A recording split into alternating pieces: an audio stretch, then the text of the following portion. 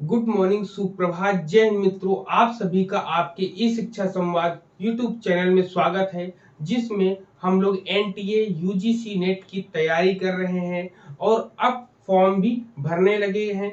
आप जो लोग फॉर्म अभी तक नहीं फिल किए हैं, वो जल्द से जल्द जाकर फॉर्म को फिलअप कर दें, जिससे आपको आप पहला ऑप्शन जो आप डालोगे सिटी, वही सिटी आपको आराम से मिल जाएगी। यदि आप फॉर्म को लेट डालते हैं, कुछ समय बाद डालेंगे, तो स्लॉट्स बुक हो जाते हैं ना, तो उस वजह से आपको अपना सेंटर नहीं मिलता है। तो आप लोग जल्दी से जल्दी जाके फॉर्म को फिलअप करिएगा और अपनी पढ़ाई, आपका एग्जाम डेट भी उन्होंने दे दिया है कि 6 दिसंबर से 22 दिसंबर के बीच में होगा आपका एग्जाम। तो उसमें भी आपको अब समय देख कर चलना है। आपके पास मात्र 60 दिन है, ठीक है। 60 डेज में ही, 60 दिन में ही आपको कैसे तैयारी करनी है मैंने अपने वीडियो में बता रखा है। आप उसको भी जाकर विजिट करिएगा और वहां पर जाकर उसको देखिएगा। इससे आपको चीजें जो है पता चल जाएंगी ना।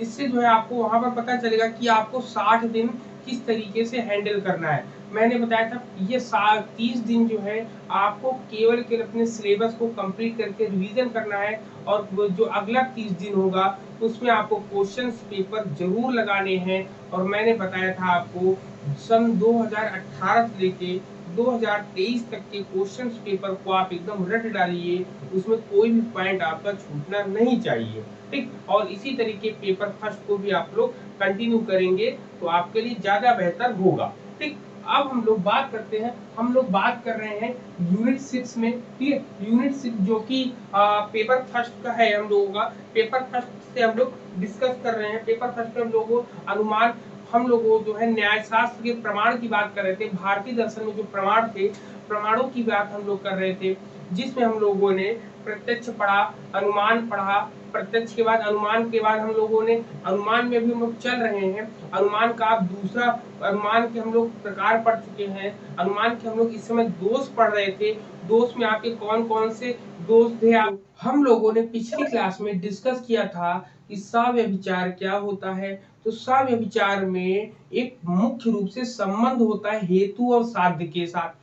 हेतु और साध्य के बीच जो संबंध उसको होता है, उसको व्याप्ति संबंध बोलते हैं। लेकिन सव्यभिचार में क्या महत्वपूर्ण है, हमको क्या ध्यान रखना है कि हेतु का साध्य के साथ कैसा संबंध होता है, एकांतिक संबंध होता है, मतलब एक संबंध होता है, ठीक। कैसा संबंध, एकांतिक संबंध होता है। जैसे सव्यभिचार में दोष कब पाया जाता है, जब हेतु का संबंध कभी साध्य से हो रहा हो और कभी साध्य से भिन्न अन्य किसी वस्तु से हो रहा हो। जैसे इसमें मैंने एग्जाम्पल आपको दिया था, जो एग्जाम्पल हम आपको देते हैं वही एग्जाम्पल आपको एग्जाम में पूछे जाएंगे। ऐसे ही एग्जाम्पल, उसमें से कोई बदलाव नहीं उसमें आपको देखने होता है। साव्य विचार, साव्य विचार में मैंने आपको एग्जाम्पल दिया था कि सभी जनेऊ पहनने वाले ब्राह्मण हैं, ठीक। अब देखिए, जनेऊ का ब्राह्मण से संबंध हो गया।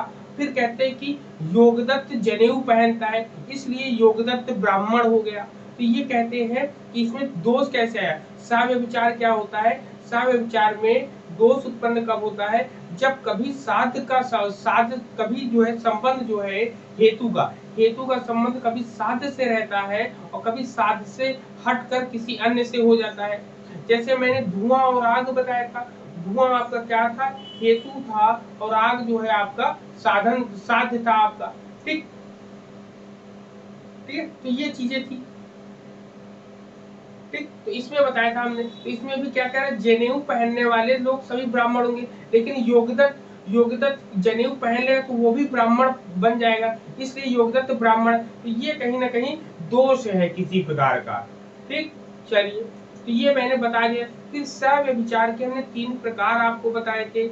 एक साधारण बताया था, एक असाधारण बताया था, एक अनुसंहारिक हमने डिस्कस कर लिया था, ठीक। ये चीजें हम लोगों ने डिस्कस कर ली थी पिछली क्लास में। आज हम लोग अनुमान के दोष को पढ़ रहे हैं। किसको पढ़ रहे हैं,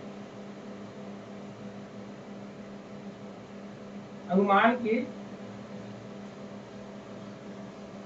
दोष, ठीक। अनुमान के दोष हम लोग पढ़ रहे हैं। अनुमान के दोष में आज हम लोग सेकेंड पॉइंट पढ़ेंगे, विरुद्ध।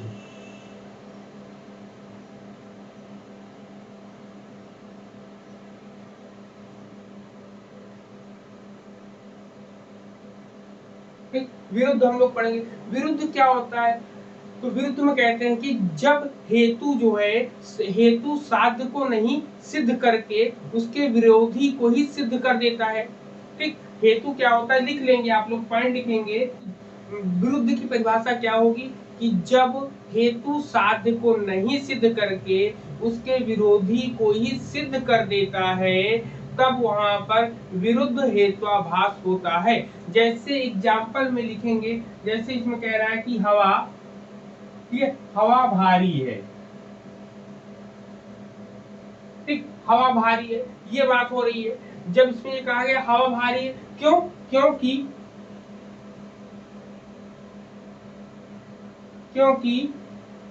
ठीक है, क्योंकि वह खाली है, क्योंकि वह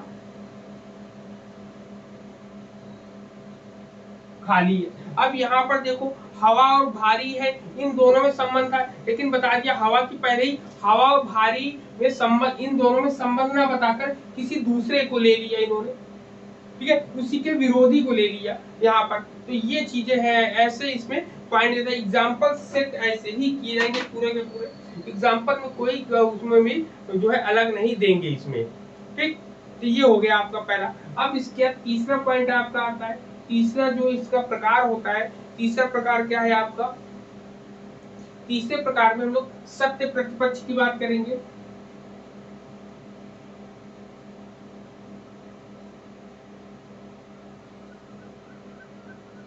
ठीक, सत्य प्रतिपक्ष क्या होता है?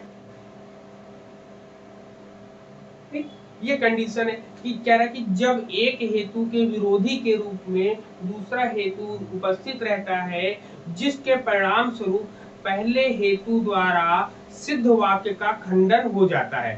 मतलब इसके द्वारा कोई एक है, इसने जो अपनी बात को रखी, लेकिन दूसरा हेतु जो है इसके बात को खंडन कर देता है। जब कोई खंडन आपका करेगा तभी तो वो आपका विरोधी कहलाएगा। उसी कहते हैं, उसी प्रकार के, तो कहते हैं कि इस प्रकार के हेत्वाभास को सत्य प्रतिपक्ष हेत्वाभास कहा जाता है।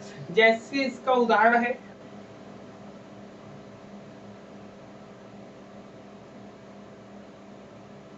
ठीक, कह रहा है कि शब्द नित्य है क्योंकि,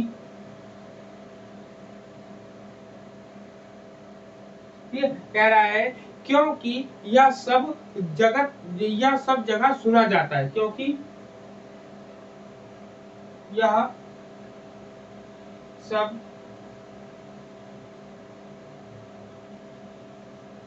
जगह सुना जाता है। ठीक, क्योंकि यह सब जगह सुना जाता है। दूसरा हेतु क्या कहता है? ठीक, दूसरा हेतु आपसे क्या कह रहा है? दूसरा हेतु कहता है कि शब्द अनित्य है। दूसरा हेतु क्या कहता है? अब देखिए, पहले में इन्होंने क्या किया, पहले में इन्होंने कंडीशन बता दी कि शब्द नित्य है। नित्य का मतलब जो है स्थायी है, जिसमें कोई परिवर्तन नहीं होता है, क्योंकि यह सब जगह सुना जा सकता है। शब्द है, शब्द हर जगह सुनाई देगा। लेकिन इसका दूसरा जो हेतु है, दूसरा हेतु देखिए क्या कहता है। दूसरा हेतु कहता है कि शब्द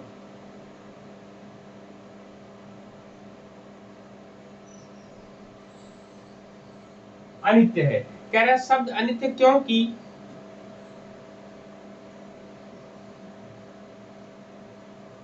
ठीक है, क्योंकि यह घड़े की तरह, क्योंकि यह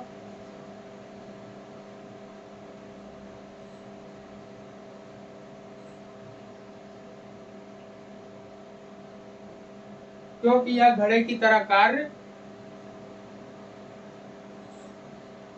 क्योंकि यह घड़े की तरह कार्य है।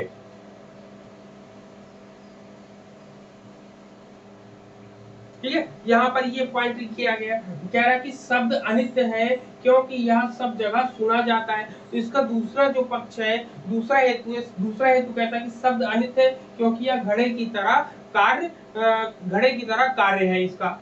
जिस प्रकार घड़ा अपना कार्य करता है, उसी प्रकार शब्द भी अनित्य है। अनित्य का मतलब परिवर्तनशील है। घड़ा भी क्या है, आपको घड़ा पानी देगा, फिर कुछ दिन बाद टूट जाएगा। तो घड़े का केवल एक कार्य होता है, घड़े का एक कार्य इन्होंने बताया कि अगर घड़ा बना है तो घड़ा एक तरीके का काम करता है, अपने आप को ठंडा करने का काम करता है। उसी प्रकार ये कह रहा है कि शब्द भी है, शब्द एक तरीके का अपना काम कर रहा है, ये कुछ समय बाद बदल जाता है। लेकिन अब ये पहले वाले शब्द वाले पहले में कहा गया नित्य है, दूसरे में कह रहा है कि अनित्य है। मतलब पहले में कह रहा है स्थायी है, दूसरे में कह रहा है कि अस्थायी है।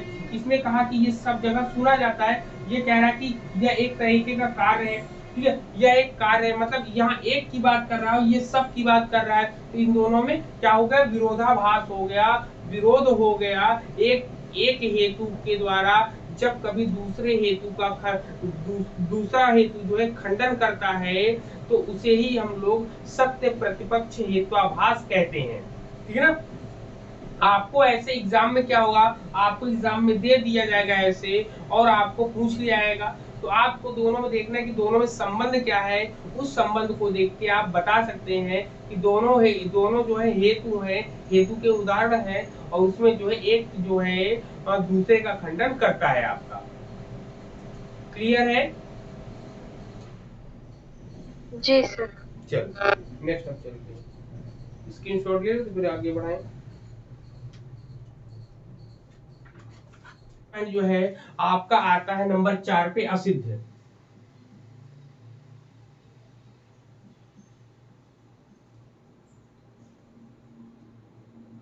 ठीक, असिद्ध क्या होता है?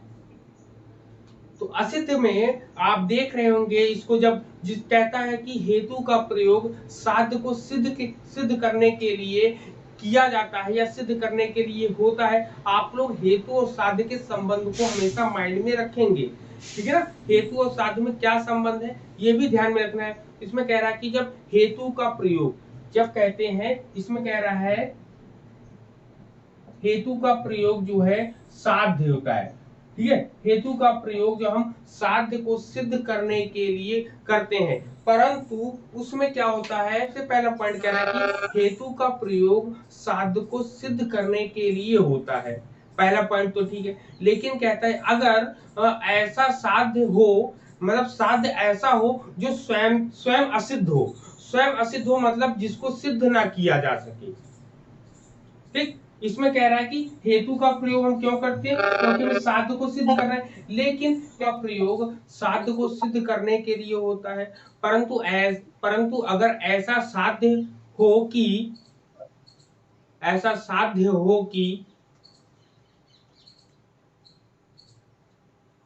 हेतु स्वयं असिद्ध हो, हेतु स्वयं असिद्ध हो, तो उस हेत्वाभास को असिद्ध हेत्वाभास कहा जाता है।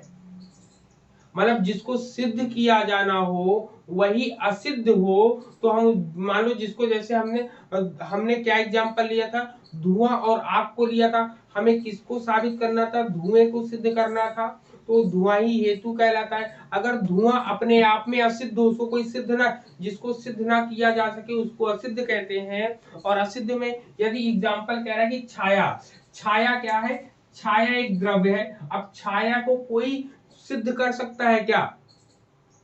छाया द्रव्य है, कोई सिद्ध नहीं कर सकता, क्योंकि इसमें कह रहा है क्योंकि यह गतिशील है, छाया गतिशील होती। तो ऐसी पॉइंट इसमें कह रहा है। इसमें देखिए असिद्ध की बात कह रहा है कि जिसको हम लोग सिद्ध ना कर सके, ठीक, सीधी बात ये है। अब ऐसा कोई भी पॉइंट आप एक ले सकते हो जो सार्वभौमिक सत्य हो, उसको आप सिद्ध क्या करो, क्योंकि वो पहले से ही सिद्ध है, तो वो असिद्ध हो जाता है। असिद्ध का मतलब जिसको केवल क्या स्वयं सिद्ध किया जा सके और कोई उसको ना हो, स्वयं असिद्ध हो। मतलब इसमें जैसे एग्जांपल क्या कह रहा है, एग्जांपल में हम देखते हैं, जैसे कह रहा है कि छाया और द्रव्य की बात कर रहा है। अब क्या है बताओ, ये दोनों कोई इसको सिद्ध कर सकता है? ये स्वयं असिद्ध है, इसको कोई सिद्ध कर ही नहीं सकता है, ठीक है, कि छाया और द्रव्य में कोई संबंध है, ये दोनों असिद्ध है। ना तो हम इसको सही रूप से आपको प्रमाणित कर सकते हैं, ना इसको हम सही रूप से प्रमाणित कर सकते हैं, ये दोनों ही असिद्ध है आपका। तो असिद्ध जो है छाया को सिद्ध करना था कि छाया क्या है, छाया द्रव्य है, यहाँ पे ये समझाना चाह रहा है। जो छाया पड़ती है छाया द्रव्य है। अब ये चीज पहले से ही असिद्ध है, इसको सिद्ध कर ही नहीं सकते।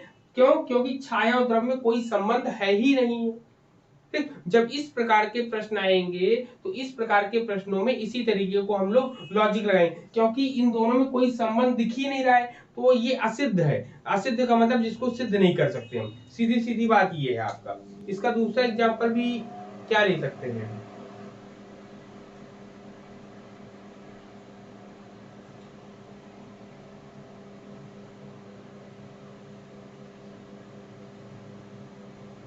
इसका दूसरा एग्जाम्पल तो मेरे ध्यान नहीं आ रहा है फिलहाल।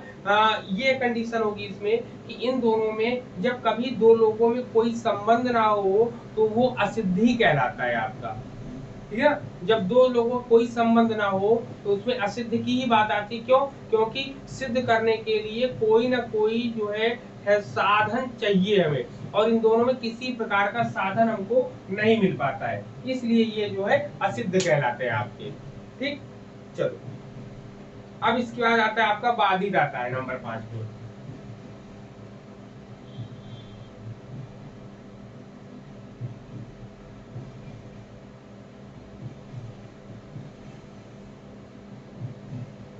ठीक, बाधित आता है इसको। बाधित में क्या होता है, बाधित को मैंने बताया था कि बाधित को हम लोग कालातीत भी बोलते हैं, ठीक है ना। इसको जो है एक नाम और देते हैं, इसको एक नाम बोलते हैं साध्य सम।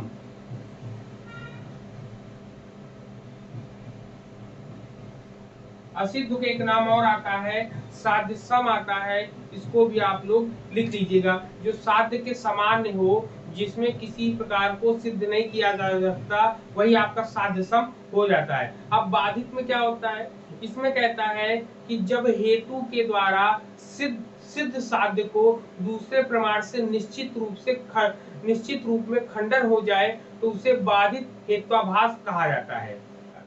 सबसे पहले हम लोग जानेंगे बाधित। बाधित का अर्थ क्या होता है, तो बाधित का जो शाब्दिक अर्थ होता है उसका अर्थ होता है खंडित। क्या होता है उसका अर्थ? उसका अर्थ होता है खंडित। ठीक, खंडित होता है। खंडित का मतलब क्या होता है? खंडित का मतलब जो काम आप कर रहे हो उसमें, और काम करते करते बीच में ही कोई ना कोई काम, वो दूसरा जो है उसमें कोई बाधा पड़ जाए, और बाधा पड़ने के बाद वो काम जो है खराब हो जाए, हमारा पूरा पूरा ना हो, तो वही आपका खंडित कहलाता है। तो इसमें कहा गया है कि जब हेतु के द्वारा सिद्ध साध्य को दूसरे प्रमाण से, अब देखिए यहाँ पर प्रमाण की बात हो रही है कि प्रमाणों के द्वारा निश्चित रूप से खंडन कर दिया है। एक प्रमाण देखे, अभी इससे पहले विरुद्ध में क्या बताया था, विरुद्ध में हमने आपको बताया था दो हेतु के उदाहरण मिलेंगे, दोनों एक हेतु दूसरे हेतु को काटेगा तो वो आपका विरुद्ध कहलाएगा, विरोध में बोलेगा। लेकिन यहाँ पे विरोध की बात नहीं कर, यहाँ जो है सिद्ध तो किया, किसी बात को सिद्ध तो करा जा रहा है, लेकिन कह रहा है किसी दूसरे, जैसे एक बात को हमने सिद्ध करने के लिए प्रमाण दिया कि श्याम जो है दिन में खाना नहीं खाता फिर भी वो मोटा है, तो वो प्रमाण हो गया कि रात में ही खाना खाता है। अब ये हो गया, लेकिन इसी में कोई एग्जाम्पल, कोई दूसरा प्रमाण जोड़ते कि नहीं नहीं वो शाम को ही मतलब वो शाम को भी जो है खाना खाता है और रात को भी खाता है, 2 टाइम खाता है, तो यहाँ पे उसके प्रमाण को खंडित कर दिया गया ना। तो यहाँ पर जब उसके प्रमाण को खंडित कर दिया गया तो यही आपका बाधित हो गया। तो इसमें हम एग्जाम्पल जो आपका एग्जाम में आता है, आपके एग्जाम में आता है कि आग ठंडी है। क्या आता है? आग ठंडी है, ठीक है, क्योंकि यह द्रव है। क्योंकि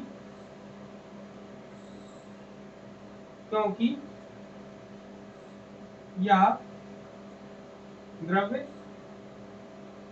ठीक, ये पॉइंट आपसे कह रहा है। अब आग ठंडी है, अब आग कैसे ठंडी हो सकती है? अब आग में जैसे आग में जो है जलन जो है खत्म हो गई तो आग ठंडा हो गया। आग ठंडी, ये तर्क दिया गया प्रमाण। अब दूसरा प्रमाण दे दिया क्योंकि यह द्रव्य है। अब बताओ इस प्रमाण को, ये बोला गया कि आग जो है ठंडी है, ये प्रमाण दे दिया गया भाई, बोल दिया गया इसको बोला। लेकिन दूसरा प्रमाण इसी के साथ जब तक सही होता तो इसी के साथ दूसरा बोल दिया गया क्योंकि यह द्रव्य है, तो उसका खंडन कर दिया गया, बीच में ही पूरी बात सिद्ध नहीं हो पाई। तो इसलिए इस एग्जाम्पल को एग्जाम में पूछा जाता है आपके। एनटीए यूजीसी नेट के एग्जाम में यही एग्जाम्पल आपका पूरा का पूरा पूछा जाता है आपका। यहाँ पर जो है द्रव्य के आधार पर कह रहा कि द्रव के आधार पर आग का ठंडा होना प्रमाणित किया जा सकता है, ठीक है ना। द्रव्य के आधार पर आग का ठंडा होना प्रमाणित किया जा सकता है, लेकिन स्पर्श ज्ञान के द्वारा यह खंडन हो जाता है। छू कर देखो, छू कर देखो भाई, द्रव है, द्रव में तो बोल दिया गया कि आग ठंडी होती है, लेकिन द्रव को हम छूकर नहीं प्रमाणित कर सकते। लेकिन स्पर्श ज्ञान के द्वारा यह खंडन हो जाता है कि स्पर्श ज्ञान इसका उल्टा सिद्ध होता है कि आग में गर्मी होती है। भाई आग, इन्होंने बोला आग ठंडी होती है, अब छू कर देखा तो आग कैसी रहती है बताओ। आग गर्म होती है, आग ठंडा होता है, गर्मी। तो यहाँ पर कह रहा है कि बाधित हेत्वाभास का जो है उदय कैसे हुआ, निगमन कैसे हुआ, इसको पता कैसे चला। कहते हैं बाधित हेत्वाभास का निगमन अनुभव द्वारा खंडित होता है। इस लाइन को लाइन नोट करिए, लिखिए लिखिए, बाधित हेत्वाभास का निगमन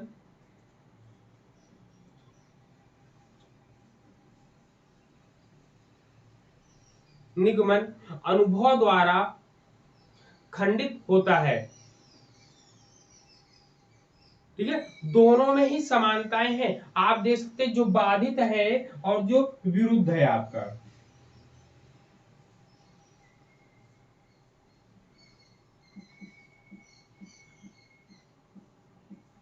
ठीक ठीक, दोनों में क्या संबंध, दोनों में क्या अंतर, ये भी जान लो। इसमें कहते हैं बाधित और विरुद्ध में अंतर केवल है, लाइन आपने नोट करी कि बाधित हेत्वाभास का निगमन अनुभव द्वारा खंडित होता है, लिख लिया। जी सर। हाँ, तो इन दोनों में अंतर यही होता है कि बाधित में तो पता चल गया, लेकिन विरुद्ध में क्या होता है, विरुद्ध में हेतु जो है साध्य को सिद्ध करने के बजाय साध्य के विरोध को सिद्ध करता है। लिख लीजिए, लाइन लिखिएगा, लिखिए लिखिए, परंतु विरुद्ध में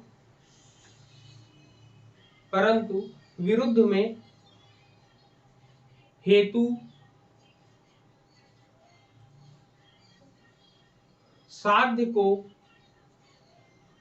सिद्ध करने के बजाय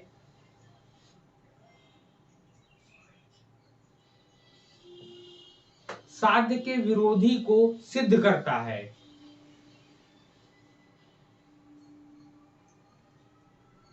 लिख लिया। नेक्स्ट पॉइंट लिखिएगा, बोले लिख। अब सत्य प्रतिपक्ष की अगर हम इससे तुलना करें बाधित से कि ये कैसे होता है, तो लिख लीजिएगा, बाधित और सत्य प्रतिपक्ष में, लिखिए, बाधित और सत्य प्रतिपक्ष में अंतर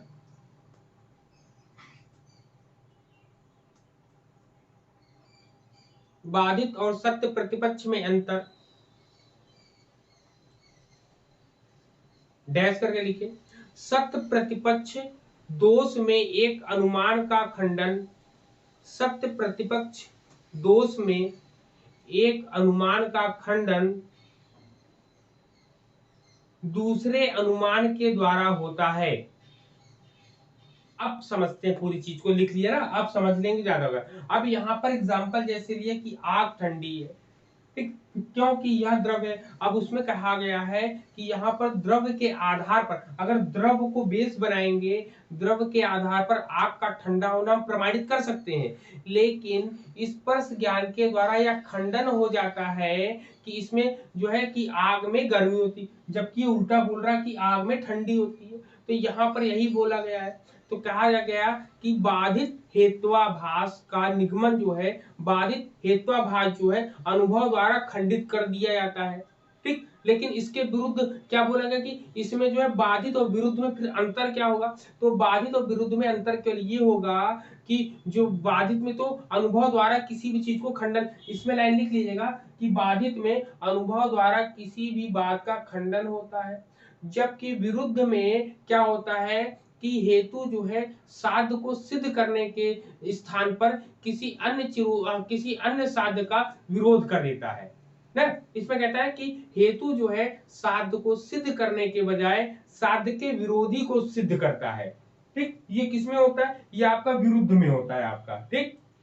लेकिन वही सत्य प्रतिपक्ष में क्या होता है, लाइन एक बहुत पॉइंट इंपॉर्टेंट है। पहले में देखिए, बाधित में अनुभव द्वारा खंडित होता है, विरुद्ध में क्या होता है, साध्य को सिद्ध करने के बजाय साध्य का जो विरोधी होता है उसको सिद्ध कर देता है आपका विरुद्ध में। और सत्य प्रतिपक्ष में क्या होता है, सत्य प्रतिपक्ष में होता है कि इसमें जो है एक अनुमान का खंडन दूसरे अनुमान के द्वारा कर दिया जाता है।